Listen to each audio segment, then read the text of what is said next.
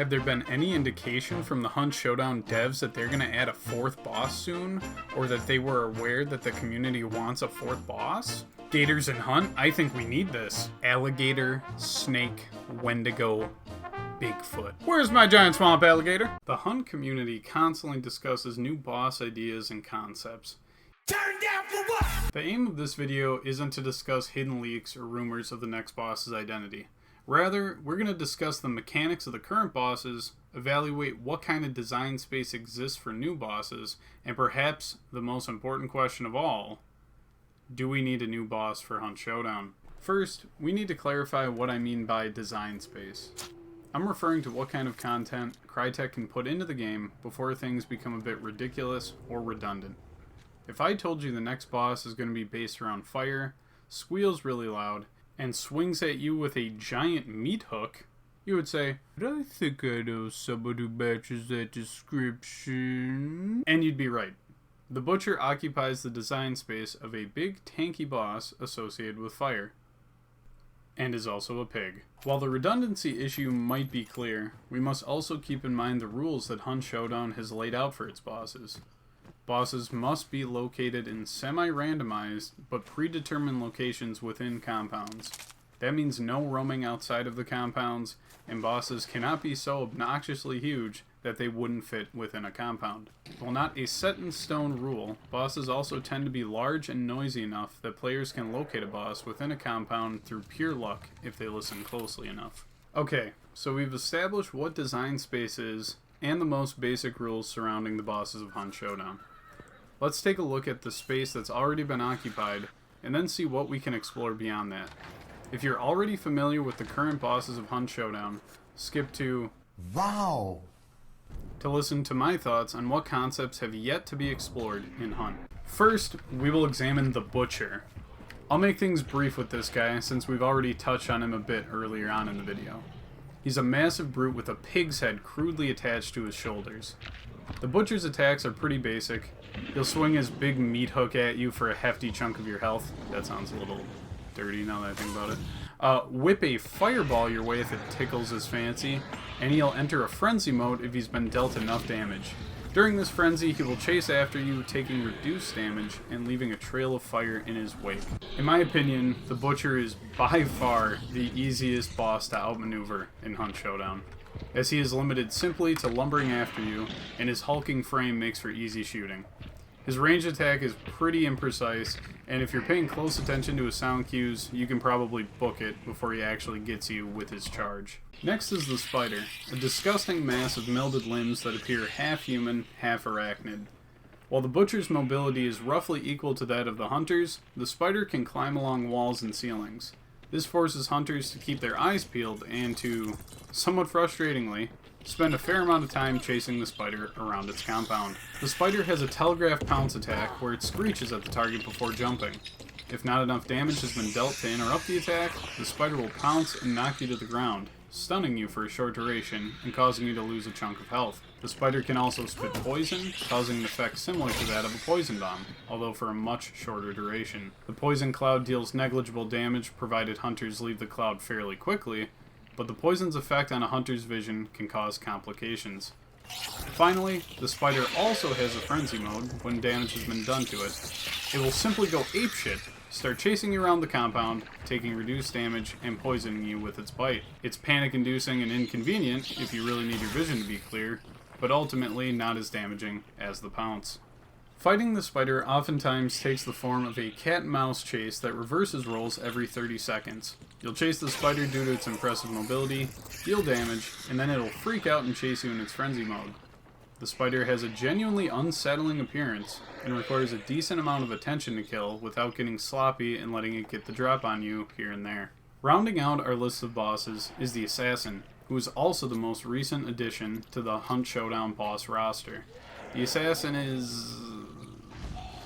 It hurts. Oh, don't actually die. The Assassin is... Now. I am almost dead. The Assassin is a very creative and lovely boss that I enjoy in this video game. The Assassin is a humanoid figure whose torso and face have been hollowed out and infested with bugs. Large blades protrude from his wrists. and the aforementioned bug swarm can be seen crawling not only on the assassin, but also all over the building that he occupies. The assassin will periodically collapse into a pile of bugs and scurry around the building, reforming in order to attack the player. In this form, the assassin can also scale walls and dart around very quickly. The assassin's most basic attack involves him simply running up and stabbing you. This attack deals a fair bit of damage and also inflicts the bleed status on you. Similar to the spider's pounce, this shank can be interrupted by attacking the assassin first. The assassin also has a ranged attack in which he launches one of his blades at you, typically while the assassin is clinging to the wall. This will hurt like hell, and cause you to start bleeding like a stuck pig. Sorry, Butcher. If the assassin takes too much damage, it will begin to create clones of itself. If you let these clones get too close, they explode into a mess of bugs that obscure your vision, giving the assassin, or other hunters, a better chance of landing some cheap hits. In my opinion, the assassin is the most interesting of the bosses that Crytek has introduced, but can also be one of the most frustrating to fight. It has a tendency to spam its clone move, which gives it reduced damage. It's clearly been hanging out with the spider too much because it likes to fuck off to God knows where half the time, and I can't cheese it by throwing a sticky nade on it. Come on, Crytek, it works with the other two, throw me! So there we have it, our 3 bosses. Now what sort of space is available for us now that we've seen what's been taken up? Examining the types of damage that are dealt by these bosses, we are a bit SOL in terms of uniqueness. The Butcher burns, the Spider poisons, and the Assassin makes you bleed. Those cover the 3 main damaging effects that can be put on your hunter. Notice that I said damaging effects. Other statuses exist, if we really stretch the term status and make it do some heavy lifting. A blinding status can be inflicted on players if they're hit by a flash bomb, filling up your screen with a blinding white light, and it makes it difficult to hear. Creating a boss that inflicts this status would require a fair amount of balancing, though. Would it inflict a damaging status effect along with this blinding, or would it just have a basic attack to accompany this ability? Can this attack be negated by just looking away or turning around? Or would it be too difficult to avoid? I believe this could be a viable way of making a truly unique boss, but Crytek would have to tread carefully here to avoid making a boss that's either a total cakewalk or frustratingly difficult to fight. The other status that I believe could be press-ganged into service aboard the SS Give Us a Boss is being slow. No, not like bring a hand cannon to a sniper fight slow. I mean when a hunter is sloshing through the water or is bandaging a wound, they move at a much slower rate. A boss capable of slowing down a hunter could also open up a lot more design space. Does the slowing effect also deal damage? Can the effect be removed somehow? Instead of being slowed, the player could be rooted to a fixed point until they break free. This would take a natural part of the game that players are already familiar with, movement and the factors that limit it, and make it the primary focus of a boss fight. That's it for status effects that I could think of in the game. If you feel that I missed one, please shout it out in the comments below. While not exactly status effects, the following concepts could be explored without radically changing the game: noise and summoning. Noise is an important factor in Hunt Showdown. Some fights are won entirely on hearing someone approaching and managing to pull off an ambush, or a snap twig giving away someone's position. A boss that basically made noise, giving away your position to players and mobs alike, could add a whole new dynamic to a fight. You could make the argument that this boss would be far less intimidating if all the other hunters are dead, but I'd counter that with 2 points. 1, you can say that for any boss, since most can be trivialized by keeping a distance and shooting them if necessary, and 2, it wouldn't be the first time a boss's mechanic can be circumvented somehow. If you bring in an antidote shot, the spider's attacks suddenly become a little bit more limited. This issue could also be addressed with summoning or spawning more enemies. Now, since I've seen this game literally spawn grunts, armoreds, and hives right in front of me, I know that this could be done in-game. Crytek could add a little animation of the grunts crawling up out of the muck if the boss had this mechanic, forcing hunters to divide their attention between killing a boss and its underlings. If combined with the aforementioned noise idea, this could create a truly deadly situation that would be hard to deal with silently. Now we get to discuss the weird stuff.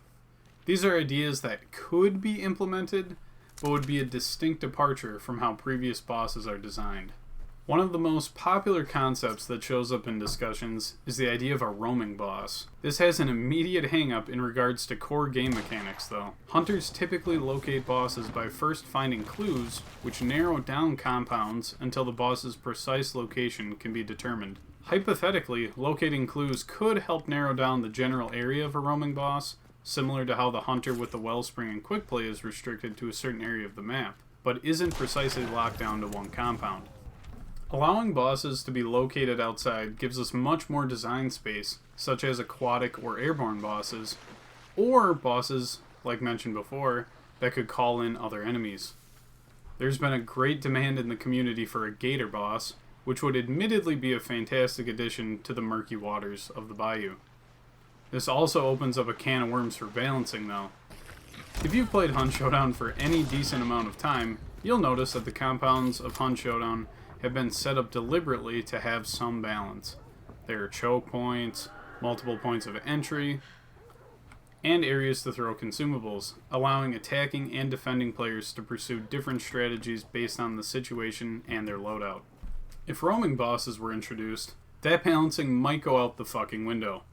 Imagine you manage to kill a roaming boss, and now you need to banish it in the middle of an open field, or in a creek. Some locations with plenty of berms or trees might provide ample cover and make for genuinely interesting spots for gunfights, but others would be downright awful. What kind of thought experiment would this be if I brought up these theories and ideas, but didn't at least try to address their flaws? First, you could require hunters to take their kill back to a compound building for banishment. This eliminates the balancing issues that would occur when banishing in open spaces, and ensure Crytek's balancing of compounds doesn't just go out the window. Make up some lore reason why you can pick up the Wendigo Deerman's skull, but why it must still be subject to banishment at a compound, instead of hunters just walking towards the edge of the map with it. Maybe the boss will respawn if its remains aren't brought to a compound in time. Otherwise, Wendigo Deerman might reform right on top of them while another team is hounding them. On the other hand, you could just say fuck it and create a new type of sub-boss that roams in semi-random locations on the map. This eliminates the issue of requiring banishment or needing to be within a compound, and could help add some variance to the game. This gives players an opportunity to profit, albeit less so, without taking on a fully fledged boss, and could give veteran players an additional challenge or task to do once they've wiped a server. I'm torn on which of these two options would fit the game the best, and I would very much appreciate your input in the comments below. Or if you think they're both terrible and you have a much better idea, I'd love to hear it! Finally, Crytek could keep the basic framework of the bosses, but add variance to them over time. A butcher that leaves a trail of poison behind him, or hurls saw blades that cause bleed damage could be an interesting change. Or a spider that spits fireballs or ignites like an immolator if you shoot it too many times. Maybe the assassin's clones are semi-permanent and share a health pool with the original assassin, making the fight more difficult as it drags out. This idea, while very simple, adds variety while keeping the core tenets of the game untouched. This sort of modal boss design could easily accommodate new types of damage or status effects. If they go with my blinding light as an attack concept, the assassin could obscure your vision that way rather than with bugs. This also helps avoid some issues with equipment being near useless when certain bosses don't show up. I might be more inclined to bring an antidote shot if it's possible that any of the bosses could poison me, or a choke bomb if any of them could start fires everywhere. This keeps players on their toes and leaves them guessing what the next boss encounter will be like. As for the issue of Hunt Showdown actually needing a new boss, I think that eventually something will need to change. All of the current bosses can be meleeed to death in the same fashion, and they currently pose less of a threat than the average pack of hellhounds. However, this change does not necessarily need to come in the form of new bosses, as my last idea illustrated. As fans of the game, I think it can be exciting to come up with new ideas and discuss it with each other, but I think it's also important to keep in mind what these changes could mean for our game. Some of the ideas I've proposed in this video could very well turn Hunt into a dumpster fire if implemented poorly, and no matter what changes are made in the future, there will be challenges and complaints to go along with them. I truly hope you've enjoyed this video, and again, I would love to hear your thoughts on the subject in the comments below. Take care.